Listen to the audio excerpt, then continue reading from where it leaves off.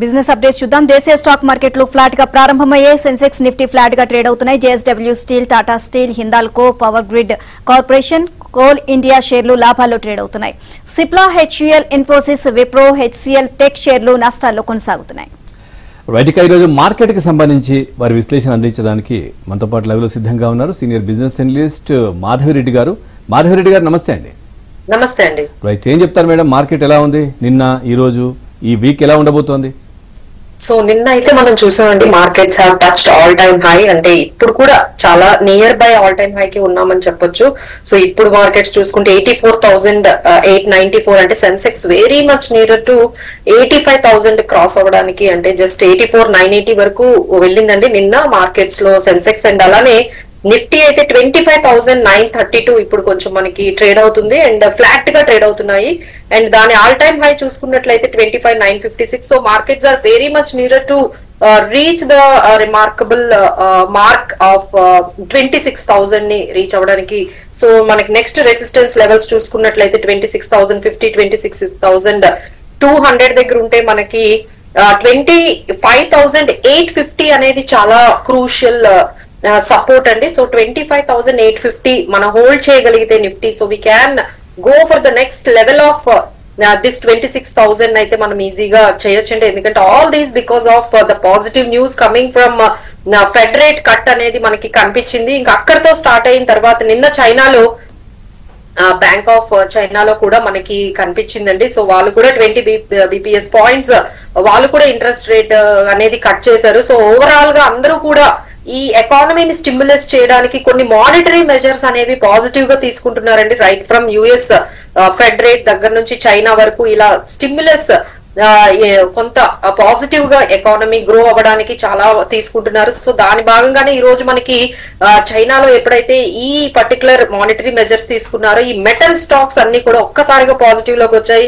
You can see Hindalco and NMDC, Vedanta, JSW steel, SAIL ఇలాంటి అన్ని metal stocks కూడా చాలా పాజిటివ్ గా వచ్చాయండి. అట్లాగే మాధవి గారు, ఏదైతే మనం చూస్తా ఉన్నాం నిన్న ఆల్ టైమ్ హైలో కనిపించాయి మార్కెట్లు. సో ఇట్లాంటి పొజిషన్ లో ఇన్వెస్టర్స్ ఎట్లాంటి జాగ్రత్తలు తీసుకోవాలంటారు?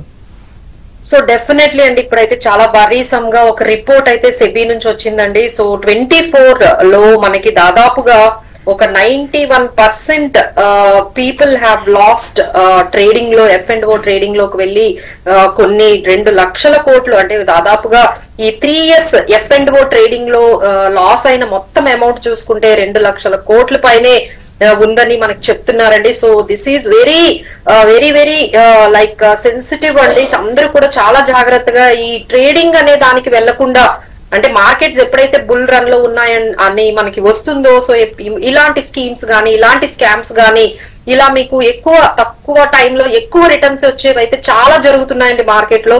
సెబీ ఇప్పుడు కూడా ఒక రిపోర్ట్ అయితే తీసుకొచ్చింది. 93% F&O traders are losing money.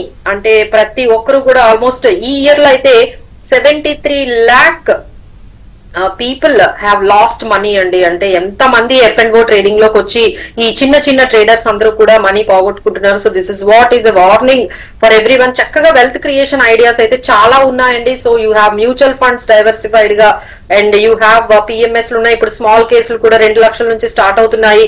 So మీరు ఇలా ఓన్ గా చేసి ఇలా ట్రేడింగ్ వైపు వెళ్ళి ఇలా స్కామ్స్ ద్వారా మీరు మనీ పోగొట్టుకోవడం అనేది కొంచెం జాగ్రత్తగా ఉండాల్సిన విషయం అండి. అట్లాగే మేడం, ఇందాక మీరు చెప్పినట్టుగా మెటల్ కూడా బాగుంది. సో అదే విధంగా కూడా ఇటు గోల్డ్ చూస్తే కూడా మంచిగా పుంజుకున్నట్టు కనిపిస్తా ఉంది. అట్లాగే ఈ క్రూడ్ ఆయిల్ కూడా మనం అదే పొజిషన్ లో కనిపిస్తా ఉంది. ఏం చెప్తారు వీటికి సంబంధించి? సో ఎప్పుడైతే ఈ Israel air strikes on Lebanon అనేది మళ్ళీ స్టార్ట్ అయ్యాయండి ఫ్రెష్ గా. సో దానివల్ల దాదాపుగా ఒక 500 పీపుల్ చనిపోయారు.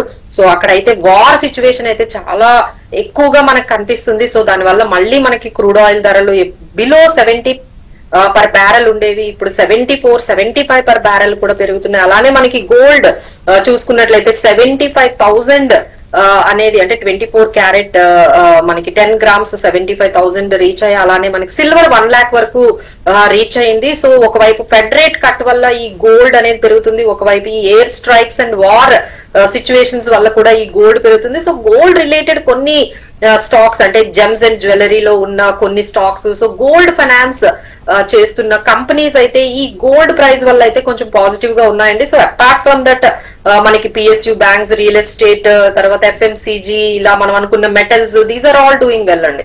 అట్లాగే అంతర్జాతీయ మార్కెట్లు ఎలా ఉన్నాయంటారు?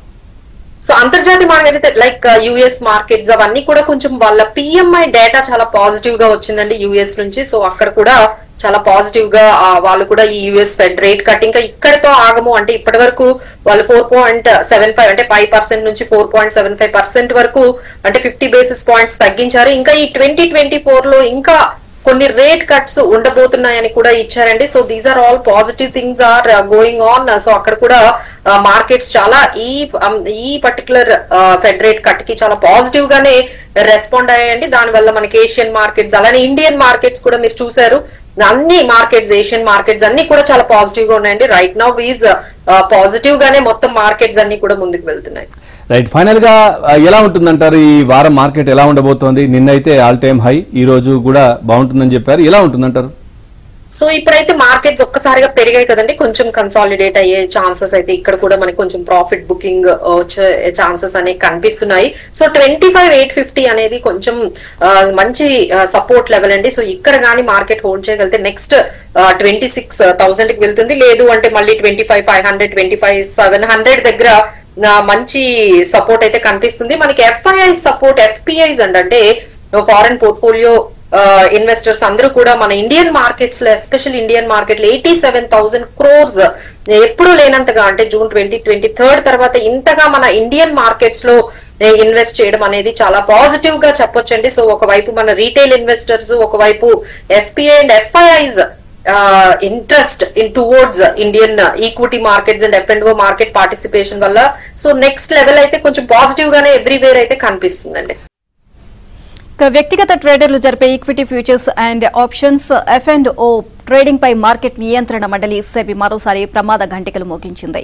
ఈ ట్రేడింగ్ వ్యక్తిగత ట్రేడర్లకు ఏమాత్రం లాభదాయకం కాదు అని హెచ్చరించింది. దీనికి సంబంధించి గత 3 ఏళ్ల ఎఫ్&ఓ ట్రేడింగ్ సరళిపై జరిపిన ఒక అధ్యయన నివేదికను విడుదల చేసింది. ఇక ఈ నివేదిక ప్రకారం గత 3 ఏళ్లలో ఈ ట్రేడింగ్ లో పాల్గొన్న వ్యక్తిగత ట్రేడర్లలో 93% మంది అంటే 1 కోటి మందికి పైగా 1.8 లక్షల కోట్లు నష్టపోయారు. ఇక ఈ ట్రేడింగ్ లో పాల్గొన్న వ్యక్తిగత ట్రేడర్లలో కేవలం 7.2% మంది మాత్రమే కొద్దిపాటి లాభాలు సంపాదించినట్లు సెబీ అధ్యయన నివేదిక తెలిపింది.